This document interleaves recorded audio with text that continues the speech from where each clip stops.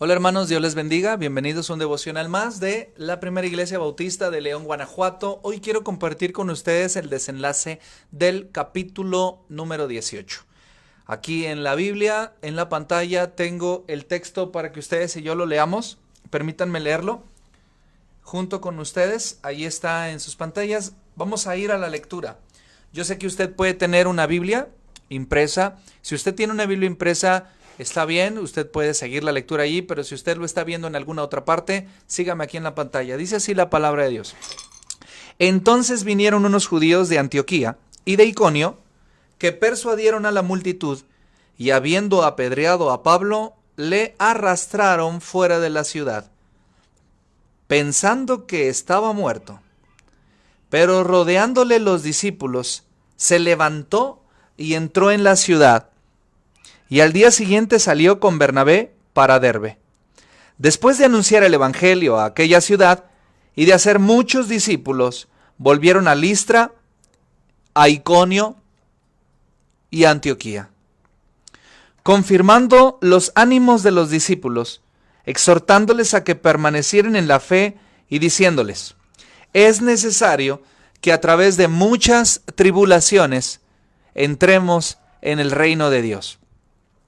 Y constituyeron ancianos en cada iglesia, habiendo orado con ayunos, los encomendaron al Señor en quien habían creído. Pasando luego por Pisidia, vinieron a Panfilia, y habiendo predicado la palabra en Perge, descendieron a Atalía. De allí navegaron a Antioquía, desde donde habían sido encomendados a la gracia de Dios para la obra que habían cumplido. Y habiendo llegado y reunido a la iglesia, refirieron cuán grandes cosas había hecho Dios con ellos, y cómo había abierto la puerta de la fe a los gentiles, y se quedaron allí mucho tiempo con los discípulos. Este es el pasaje. Yo no sé si ustedes notaron que brinqué un subtítulo, porque este subtítulo es bastante importante, porque es un parteaguas del primer viaje misionero. Hasta aquí termina el primer viaje misionero. Ahora, un poquito de antecedentes. Ustedes recordarán qué está pasando. Bueno, pues el apóstol Pablo había predicado con denuedo, con mucho garbo, con mucho aplomo, con mucha fe. Había predicado el evangelio y mucha gente había creído, pero también la gente que había creído estaba siendo asediada. La gente que había creído en la manifestación del evangelio estaba necesitada de guía, necesitada de la obra de Dios. Ahora, pasa algo muy importante en este pasaje bíblico. Pedro sana a una persona, y esa persona salta de gusto con sus piernas que habían estado lisiadas. Los hombres de aquella ciudad, Listra, quieren hacer a Pablo como un dios. Le llamaban Mercurio a él, y a Bernabé le llamaban Júpiter. Bernabé y Pablo, rasgando sus vestiduras, les dicen que son hombres igual que ellos y les predica el evangelio del reino de Dios. Cuando la gente ya estaba allí y estaba entendiendo la palabra y estaba entendiendo la revelación de Dios, ¿qué creen ustedes? Como inició nuestro versículo número 19. Entonces vinieron unos judíos que venían desde Antioquía y desde Iconio. Antioquía, seguramente de Pisidia, porque ahí fue en donde tuvo el conflicto. Recuerden que vamos a estar batallando con dos Antioquías, Antioquía de Pisidia y Antioquía de Siria. Antioquía de Siria es la iglesia que los envía, y Antioquía de Pisidia es la iglesia donde tuvieron el confrontamiento con los judíos. Ahora, de Antioquía de Pisidia, seguramente porque está cerca de Iconio, llegan estos hombres y, bueno, persuaden a la multitud. Ahora quiero llamar su atención. Los judíos, ¿por qué estaban tan interesados que el evangelio no corriera por la línea de los gentiles? No querían aceptar ellos, pero tampoco quería que los gentiles aceptaran el evangelio. Es muy interesante pensar que el corazón humano estaba envenenado de tal manera que no tan solo no eran capaces ellos mismos de creer, sino que además no ayudaban ni permitían que los que no eran judíos, los que no eran pueblo, los que no estaban dentro de la promesa según su idiosincrasia, su etnocentrismo judío, tampoco podían recibir la palabra de Dios. ¿Había intereses políticos, pastor? Sí. ¿Había intereses económico-financieros? También. ¿Había intereses de comercio? También. Los judíos se desprendieron desde sus hogares en Antioquía y Iconio y fueron a dar hasta Listra para poder mover a la gente, alborotar a la gente para que negara el evangelio. Yo no sé qué está pasando por el corazón de los judíos, pero una cosa sí es, rabia. Porque no creen y no dejan creer. No se humillan ni permiten que otros se humillen. No reciben la revelación y estorban para que la revelación llegue a otras personas. Dice la palabra del Señor en el versículo número 19, entonces, cuando pareciera que ya las cosas habían calmadose, cuando parecía que las cosas estaban tomando un mejor rumbo, entonces vinieron unos judíos de Antioquía y de Iconio y persuadieron a la multitud. ¿Qué hace falta para persuadir una multitud? Sembrarles una duda. Para que apedrearan a Pablo. Y habiendo apedreado a Pablo, le arrastraron fuera de la ciudad. Ahora, déjame decirte una cosa. No es uso y costumbre de un griego o de un romano helénico apedrear a las personas con las que tienes descontento. Eso es un uso y costumbre judío. Los judíos no tan solo implementaron la rabia, sino también implementaron su uso y costumbre de hacerse justicia por su propia mano. Están arrastrando fuera de la ciudad a Pablo y lo dejaron como medio muerto. Ahí está. Seguramente Bernabé también recibió algunas pedradas, pero el escritor del libro de los Hechos, Lucas, se centra en Pablo para poder atraer la atención. Dice la palabra del Señor que estaba como muerto. ¿Se imaginan aquella golpiza? ¿Se imaginan aquellos escupitajos, empujones, empellones, pedradas? Lo arrastraron desde un lugar y lo arrastraron, las piedras laceraron sus espaldas, laceraron sus rodillas, las piedras, la sangre y el sudor hicieron pues unión allí entre sus heridas y lo arrastraron y lo dejaron medio muerto, sucio, golpeado, ensangrentado, empolvado hasta donde más. Y ahí estaba Pablo como una piltrafa humana, como un desecho humano allí tirado. La gente que lo había apedreado, mofándose de su gran acción heroica, se regresaron. Pablo quedó ahí solo bajo el incandescente rayo del sol. Caliente, piedras, polvo, sudor y lágrimas estaban allí. Pero lo empiezan a rodear los discípulos. Lo empiezan a rodear los discípulos. Yo no sé qué habrá pasado en aquel versículo número 20, pero lo empezaron a rodear los discípulos. ¿Qué hicieron los discípulos? Oraron por él, le animaron con sus palabras. Ándale, Pablo, levántate. Vamos, hermano, anímate. Yo no sé qué hicieron, el texto no me lo describe, pero dice, pero rodeándole. Y la palabra rodeándole no es tan solo formar un redondel ahí al margen del cuerpo tirado, inerte del apóstol Pablo. La palabra rodeándole habla de candidez. Habla de cercanía, habla de empatía, rodeándole los discípulos. ¿Qué habrá pasado en aquel momento? Yo me atrevo a pensar, sin lugar a dudas, que le animaron, que le sacudieron, que lo levantaron, lo recompusieron, medianamente quitaron la mugre de sus ojos, quizá con un poco de agua. Sus barbas, su cabello, todo estaba desaliñado. Y entonces ellos empezaron a decir, Pablo, ¿estás bien? ¿Qué te pasa, hermano? Vamos, enderézate un poco, trae aquella piedra, por favor, recárgate aquí un poquito. ¿Qué te pasó? El sudor, las lágrimas, insisto, el calor, dice el versículo 20, pero rodeándole los discípulos. Se levantó y entró en la ciudad. En la ciudad de donde lo acababan de arrastrar hacia afuera. En la ciudad de donde lo acababan de lapidar, linchar es la palabra que estaba buscando en mi cabeza. Lo acababan de linchar y él se levanta y vuelve a entrar con sus propios pies. Eso es valentía. Eso es fe. Eso es valor de Dios. ¿Pero de dónde lo tomó? ¿De sus convicciones? ¿De su ministerio? ¿De la necesidad imperante de guiar a los discípulos?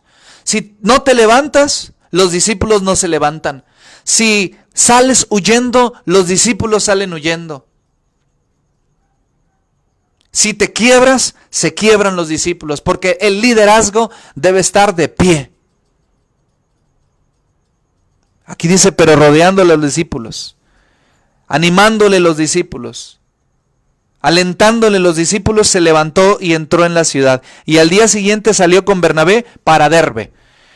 Aquí es algo interesante. Yo quisiera estacionarme en la manera en que los discípulos lo rodearon, porque es muy, muy importante. ¿Qué habrá pasado por la mente de Pablo? ¿Desertar? ¿Habrá pasado por la mente de Pablo la venganza? ¿Tú crees que un hombre no pudo haber lanzado también una piedra contra aquellos hombres? Pablo pudo haberse levantado, decir, ¿por qué me tiran? Yo también les tiro. Blasfemar en contra de ellos, maldecirlos y caerles la ira de Dios en ese momento, pero Pablo no abrió su boca. Se quedó callado, lo apedrearon, lo arrastraron, lo dejaron medio muerto. Y esa es una parte importante, pero la parte que yo quiero resaltar es, le rodearon los discípulos. En el tiempo de crisis necesitas que te rodeen los discípulos. En el tiempo de prueba necesitas que te rodeen los discípulos. En el tiempo de quiebra es necesario que te rodeen los discípulos. Y es importante hacer notar el rodear de los discípulos de Hechos capítulo 14, versículo 20, y el rodearle los amigos a Job. ¿Te acuerdas cómo rodearon los amigos a Job? Maldice a Dios y muérete, le dijo su mujer. Y sus amigos le decían, algún pecado has de haber cometido para que te haya ido así. Pide perdón a Dios. Y si tú lees el libro de Job, desde el capítulo número 2, 3, hasta el capítulo final, 45, 47, por allá, tú te vas a dar cuenta que Job recibe no aliento, no esperanza, sino crítica de parte de sus amigos. El rodearte de amigos en el caso de Job es diferente al rodearte de los discípulos en el caso de Pablo. Hechos capítulo 14 y versículo 20. Porque en el rodearte del versículo 20 del capítulo 14 del libro de los Hechos vemos esperanza, vemos ánimo, vemos esfuerzo. Pablo se levantó, se rehizo de las piezas que estaban tiradas de él y se levantó por amor. Se levantó por la esperanza, se levantó por el compañerismo, se levantó por las palabras de ánimo, de afecto, de aliento que seguramente los discípulos le estaban brindando. Y después se va a Derbe y sigue anunciando el evangelio. ¿De dónde tomó la fuerza? Insisto, de su llamado, de su pasión, del amor de los discípulos. Y después se fue a anunciar el evangelio, versículo 21, y a aquella ciudad, y de hacer muchos discípulos, volvieron a Listra y a Iconio, y de allá a Antioquía. Esta palabra de Antioquía en el versículo 9, 21, algunos pensamos que se refiere a Antioquía de Siria, como un antecedente, como un spoiler, por así decirlo, un tráiler de lo que va a suceder. Pero algunos otros piensan que pasó a Antioquía de Pisidia. Yo me inclino más a pensar que el versículo 21 dice, de ahí fue a Listra y Iconio hasta Antioquía fue a dar. Y los versículos siguientes, después del subtítulo que aparece aquí, versículo 24 en adelante, es el detalle del regreso. Pero quiero estacionarme todavía un poquito más en el 22. ¿Qué hicieron en Listra, en Iconio, en Derbe y en Antioquía? ¿Qué hicieron allí? Confirmando los ánimos de los discípulos, exhortándoles a que permanecieran en la fe y diciéndoles, con las heridas todavía que le habían hecho, con las pedradas, con las heridas, estas palabras que Pablo está diciendo, dice así, es necesario que a través de muchas tribulaciones, y ellos lo podían ver en su rostro, ellos lo podían ver en su cuerpo, con muchas tribulaciones, entremos en el reino de Dios. Sus palabras estaban sostenidas no tan solo por la fe, sino por las marcas que llevaba ahora en su cuerpo. Y constituyeron ancianos en cada iglesia. Habiendo orado con ayunos, los encomendaron al Señor en quien habían creído. También regresar de su primer viaje misionero por el mismo camino en donde habían pasado antes era para confirmar los corazones de las iglesias, para confirmar los corazones de los discípulos, pero para organizar a las iglesias, dejarles liderazgo. El liderazgo de las iglesias siempre ha sido importante. Y no es porque lo diga yo como pastor y líder de la primera iglesia bautista de León, Guanajuato, sino que siempre el liderazgo es el que debe ir adelante. Siempre el liderazgo marca la pauta. Siempre el liderazgo recibe la revelación de Dios. Motiva a la iglesia, administra la iglesia, establece el reino, entrena a los nuevos creyentes y a los creyentes en Cristo los envía a la obra del misionero. Si no hubieran establecido liderazgo, ancianos en cada una de las iglesias, es posible que cada iglesia hubiera tomado la forma que mejor le hubiera convenido conforme a su cultura. Pero establecieron liderazgo. Qué interesante es que los encomendaron al Señor a quien habían creído. El amor por los nuevos creyentes del apóstol Pablo me deja asombrado. Pasó por los mismos lugares en donde tuvo confrontación con judíos y griegos. Solo por amor a los discípulos, solo por amor a las iglesias. Ahora, es importante que yo les haga este comentario. ¿Se dan cuenta que el movimiento misionero del primer siglo no era solo hacer discípulos, sino que sus discípulos formaran iglesias? Si usted va por la vida haciendo discípulos, eso es muy bueno. Pero si esos discípulos no se hacen agregados a una iglesia, el trabajo está incompleto. Necesitamos entender entonces que los discípulos se congregan en iglesias.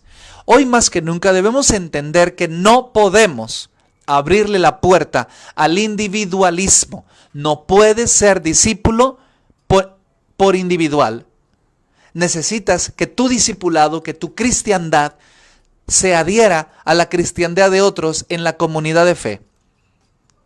Hoy más que nunca, cuando no podemos tener reuniones masivas en nuestras iglesias, debemos entender que la unidad de la iglesia es importante. Pablo y Bernabé predicaron el evangelio y nacieron nuevos discípulos, pero los nuevos discípulos se formaron en nuevas iglesias y las nuevas iglesias estaban en comunicación unas con otras. Miren lo que pasó cuando regresaron hasta Antioquía de Siria.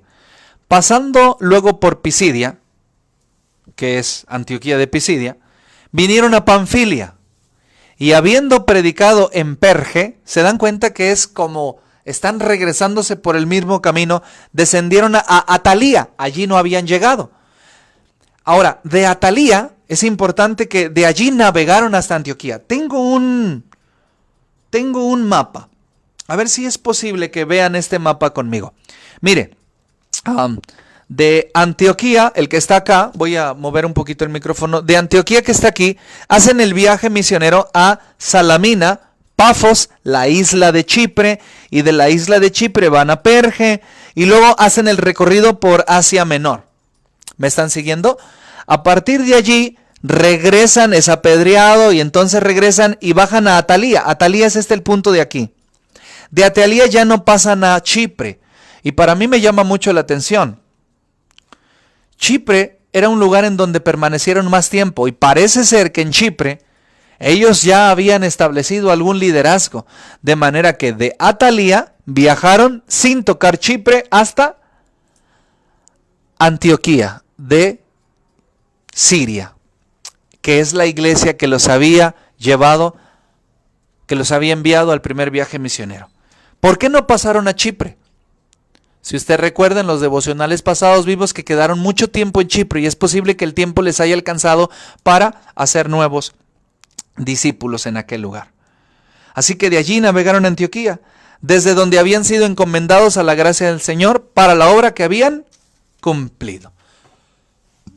¿Cómo sabemos que cumplieron la obra? ¿Había un plan? ¿Había una estrategia? Sí. 2. Discípulos congregándose en iglesias. Hubo lapidaciones, hubo persecuciones, hubo intentos de adoración, hubo grandes millas marítimas por recorrer y recorridas, hubo hambre, hubo miedo, hubo frío, hubo largas caminatas. Pero quiero llamar su atención a esto. Permítanme regresar al mapa. ¿Se da cuenta que Derbe está aquí? Hay un pasaje para poder ir a través de Tarso para Antioquía por las montañas, pero no lo tomaron. Decidieron de aquí, no fueron hacia Antioquía por las montañas. Decidieron volver a dar el recorrido por el camino más largo, pero más productivo para los discípulos. Ahora, es importante notar, ¿qué estás tú dispuesto a hacer por los discípulos, hermano? ¿Qué estás tú dispuesto a hacer por los nuevos creyentes? ¿Qué estás dispuesta, hermana, tú que me escuchas? ¿Qué estás dispuesta a hacer por los nuevos creyentes? A veces es necesario replantearnos la pregunta. Sí, tenemos que ir por los no alcanzados, pero ¿qué de los alcanzados? Sí, tenemos que ir por los que no han escuchado el mensaje de salvación, pero ¿qué de los que ya han sido alcanzados? Que a lo mejor no están tan firmes y tan fuertes como para aguantar una pandemia solos. ¿Los abandonarás? ¿O harás como Pablo, de tomar el camino largo por amor a los discípulos? De tomar el camino en donde fuimos confrontados por amor a los discípulos. Al final, este capítulo termina así. Y habiendo llegado y reunido a la iglesia de Antioquía, de donde fueron enviados, refirieron cuán grandes cosas había hecho Dios con ellos. Es decir, les platicaron sus hazañas y cómo había abierto la puerta de la fe hacia los gentiles. Y se quedaron allí mucho tiempo con los discípulos de Antioquía. Y aquí es donde termina el primer viaje misionero. Se quedaron allí por mucho tiempo con los discípulos de Antioquía. Estos hombres y estas mujeres que les recibieron en Antioquía eran personas que amaban al Señor con todo su corazón, que amaban al Señor, pero que también estaban aprendiendo cosas nuevas de los apóstoles. Quiero hacer en este momento 3 reflexiones. La primera, ¿qué estás dispuesto a hacer por los que ya son salvos? ¿Qué estás dispuesto a hacer por los que ya creen? ¿Darás más de lo que tú eres, tienes y haces por aquellos que contigo militan en la fe, que posiblemente no tengan la fuerza para sostenerse? Tú te puedes sostener, tú puedes orar por tu familia, tú puedes pastorear a tu familia, pero ¿qué de los que no pueden? ¿Qué de los débiles en la fe? ¿Qué de los que apenas estaban conociendo el Evangelio y cayó la pandemia? ¿Qué de los que son débiles en la fe aún a pesar de tener años en la iglesia? ¿Qué harás por ellos? Muchas veces hablamos de los nuevos, los que no conocen. Hay que ir por las almas perdidas, pero ¿y las ganadas quién las pastorea? ¿Usted, pastor? Sí, yo. Pero yo necesito tu ayuda. ¿Qué estás dispuesto a hacer por los que ya son salvos, pero están débiles? 2. ¿Te acuerdas quién hizo algo por ti? ¿Hay en tu vida y en tu haber alguien que haya tomado el camino largo para beneficiarte a ti? Es el tiempo de pagar. Te suplico en el nombre de Jesús que no eches en saco roto lo que hoy Dios te ha revelado. No abandones a los discípulos, no abandones a los jóvenes, no abandones a los ancianos, no abandones a las familias. Te necesitamos. Hablo al liderazgo de nuestra iglesia. Hablo al liderazgo de las iglesias. Hablo a los que ya tienen más de 5, de 10 años congregándose. y que ustedes pueden pasar 3 pandemias firmes en Cristo. Pero ¿qué de los que no han podido aguantar ni la mitad de esta? ¿No les llamaremos? ¿No les visitaremos? ¿No oraremos por ellos? ¿No tomaremos el camino largo para poder sostenerlos? Si alguien lo hizo por ti, hazlo tú por ellos. Y número 3. Mi amado hermano, ¿estás notando la valentía del apóstol Pablo? Fue golpeado, se levantó y se volvió a meter a la ciudad de donde había sido apedreado. Y yo hice un énfasis hace rato y quiero retomarlo. Fue rodeado por los discípulos. No te imaginas la fuerza terapéutica que hay cuando te rodean los discípulos. Cuando yo tuve un problema muy grave, que sentía que yo ya no podía ministrar el evangelio, fui desechado, me sentía triste, acongojado, apabullado. No me habían apedreado con piedras, pero sí con palabras. Y quedé tendido fuera de la ciudad. Y me rodearon los discípulos. La iglesia Génesis de Matamoros. La hermana Rosa Laura. Y no quiero mencionar más personas. El pastor Tony Guluarte, su esposa, sus hijos. Los hermosos hermanos de Génesis. Asenet, su mamá. Jehú. Estoy mencionando nombres y dije que no los iba a mencionar. Luis Ponce, etc. Me rodearon. Los 2.0. Me rodearon con su amor. Y me levanté y regresé al ministerio. Ya alguien lo hizo por mí. Y yo lo hago por otros. Pero te necesitamos, hermano, para rodear al que está caído. Para alentarlo, para levantarlo y para que con renovadas fuerzas siga adelante. Hoy es tiempo de darnos ánimos unos a otros. Hoy es tiempo de abrazarnos unos a otros. Hoy es tiempo de llamarnos por videollamada, por WhatsApp, por Facebook, por Google Meet, por Zoom, por Hangouts, por donde sea. Pero hoy necesitamos rodear a los que están tristes para que se levanten y sigan adelante.